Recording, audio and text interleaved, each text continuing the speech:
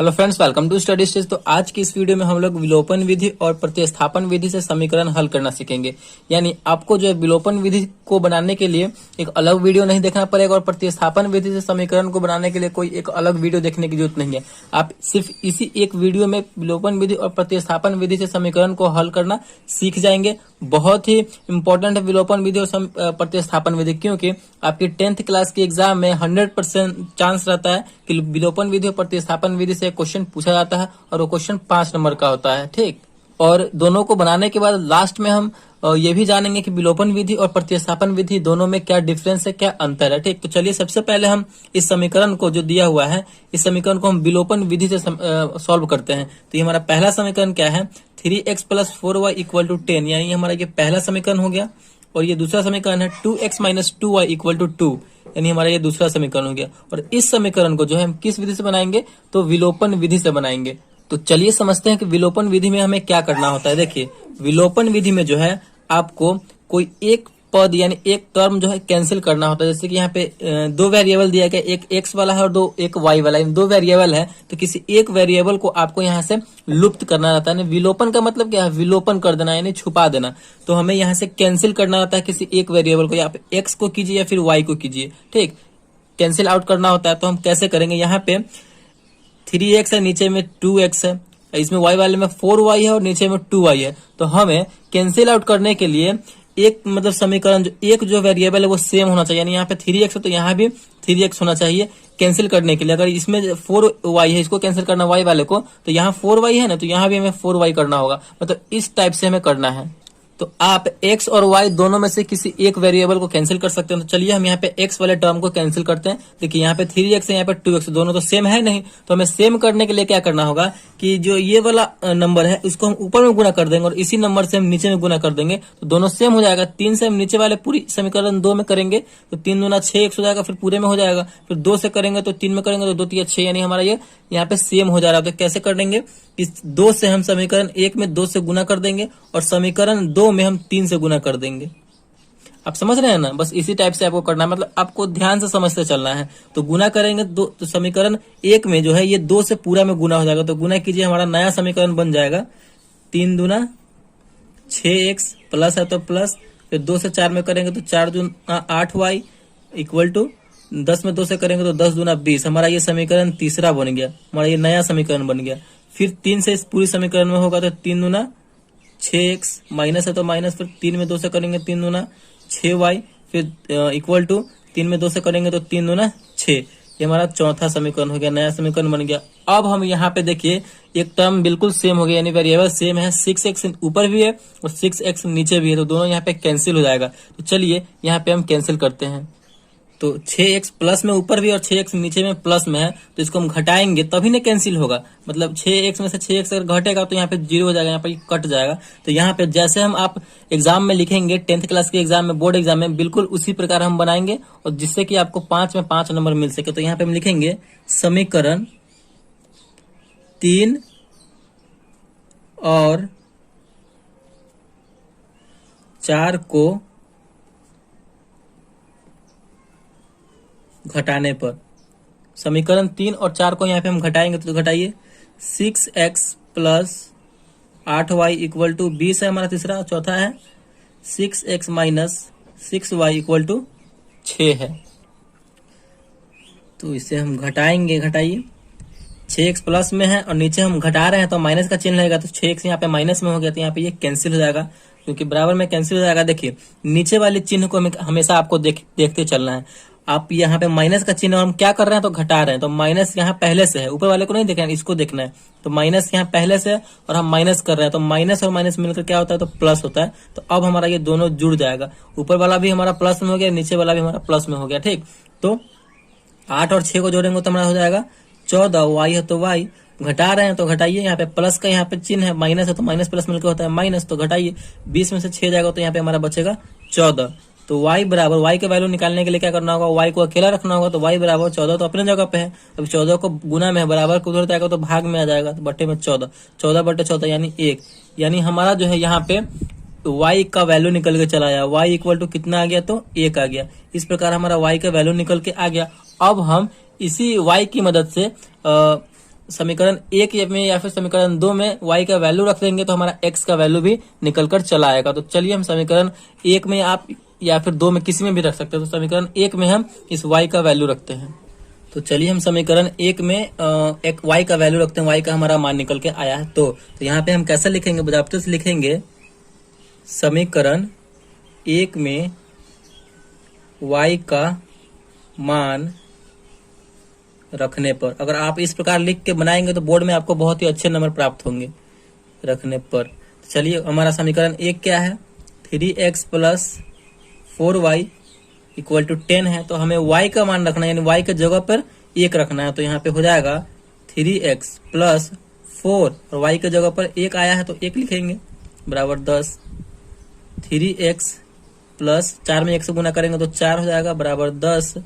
तो 3x बराबर क्या हो जाएगा, 4 प्लस में है, बराबर को उधर जाएगा तो माइनस में हो जाएगा। 10 तो अपने जगह पर है, ये ना उधर जा रहा है, तो प्लस है तो माइनस हो जाएगा, माइनस यहाँ पे 4 हो जाएगा। तो 3x बराबर क्या हो जाएगा, 10 में से 4 जाएगा तो बचेगा हमारा 6। तो x बराबर क्या हो जाएगा, 6 जगह पे है अपने। अब 3x को हम उधर भेज रहे हैं, यानी गुना में है, बराबर को हो जाएगा तो भाग में आ जाएगा, यानी 6/2। ये कटेगा तो कितनी बार में यहाँ पे, सॉरी 6/3 है, 3 है यहाँ पे, तो 3 आ जाएगा। तो 3 दूना 6 यानी 2, यानी हमारा फाइनली जो है x का मान आ गया 2, y का मान आ गया 1। तो विलोपन विधि से जो है फाइनली हमारा आंसर कितना आ चुका है, तो x बराबर 2 और y बराबर 1 हमारा फाइनल आंसर आ चुका है यहाँ पे। तो आई होप आपको विलोपन विधि बहुत अच्छे तरीके से समझ में आ गया होगा। तो हमें विलोपन विधि में करना क्या होता है कि आपको एक टर्म को, यानी एक वेरिएबल को आप x को कैंसिल आउट कर सकते हैं या फिर y को कैंसिल आउट कर सकते हैं। अगर हमें y को करना होता तो यहाँ पे हम क्या करते हैं कि इसमें y वाले में, ऊपर वाले में 2 से गुना कर देते तो ये मिलकर हो जाता 4 दूना 8, और नीचे वाले समीकरण 2 में हम 4 से गुना कर देते तो 2 में 4 से करते तो 8, हमारा ये दोनों बराबर हो जाता 8, तो इसको हम कैंसिल आउट कर सकते थे। आप x को कर सकते हैं या फिर y को कर सकते हैं। तो यही करना होता है हमें विलोपन विधि, यानी एक को विलुप्त करना होता है, छुपाना होता है। इसका नाम एलिमिनेशन मेथड है या फिर लुप्तीकरण विधि भी है। तो आई होप आपको विलोपन विधि से समीकरण को सॉल्व करना आ गया होगा। चलिए अब हम समझते हैं यहाँ पे प्रतिस्थापन विधि से समीकरण को हल करना। तो इसी क्वेश्चन को जो है हम प्रतिस्थापन विधि से सॉल्व करेंगे। 3x प्लस 4y बराबर 10 और 2x माइनस 2y बराबर 2। तो इसी समीकरण को हम प्रतिस्थापन विधि से सॉल्व करके देखते हैं कि हमारा वो वैल्यू सेम आता है कि नहीं x और y का। तो चलिए सॉल्व करते हैं। तो हमारा पे वही समीकरण है जिस समीकरण से हमने विलोपन विधि से सॉल्व किया है इसको। तो चलिए इसी समीकरण को प्रतिस्थापन विधि से सॉल्व करते हैं। 3x प्लस 4y बराबर 10 यानी समीकरण 1 हो गया। 2x माइनस 2y बराबर 2 यानी हमारा समीकरण 2 हो गया। तो विलोपन विधि में हमारा क्या था कि एक पद को हमें कैंसिल आउट करना होता था, यानी छुपाना होता था, ठीक। लेकिन प्रतिस्थापन विधि में वैसा नहीं है।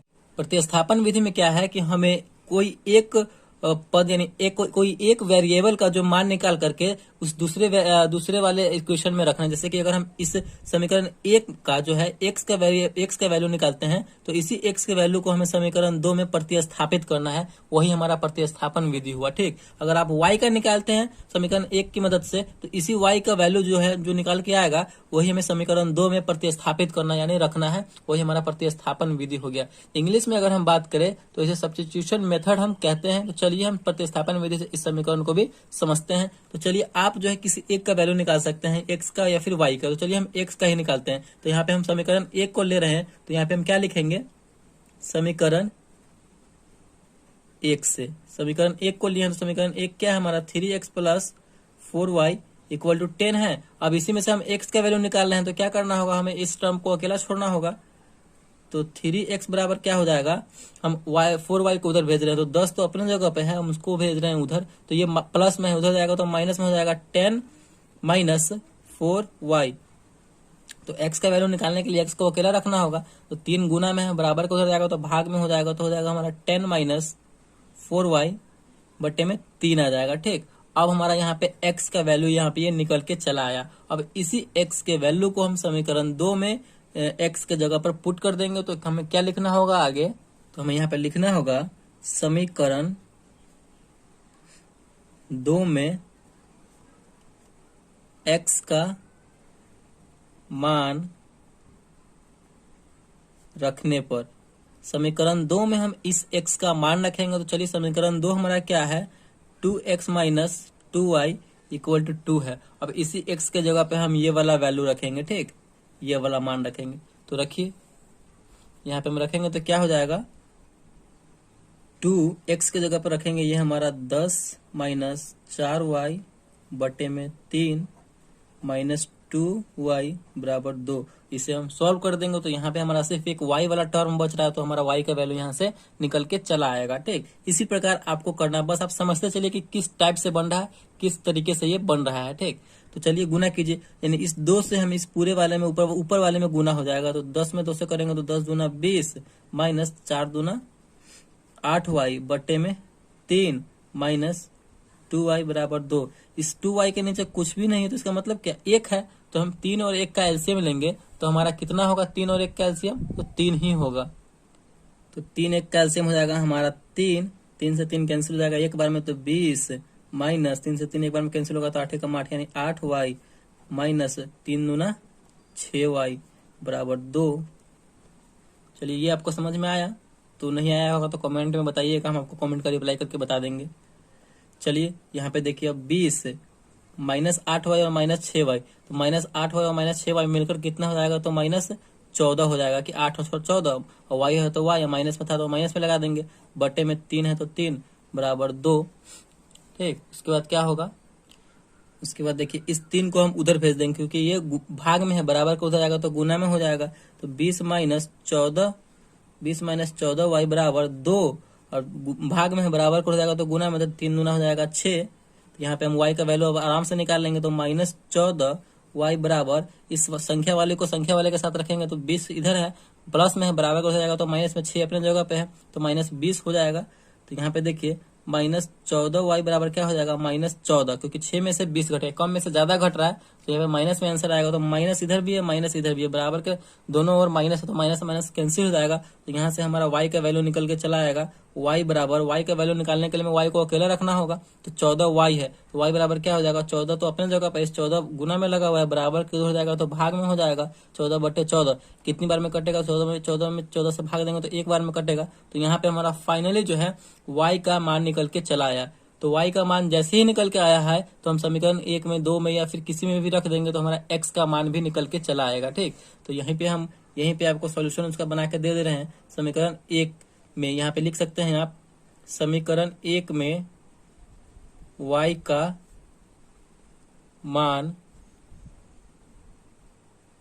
रखने पर, तो समीकरण 1 में हम y का मान रखें, समीकरण 1 है हमारा 3x प्लस 4y बराबर 10। आप किसी में भी रख सकते हैं, 1 में भी रख सकते हैं, 2 में भी रख सकते हैं।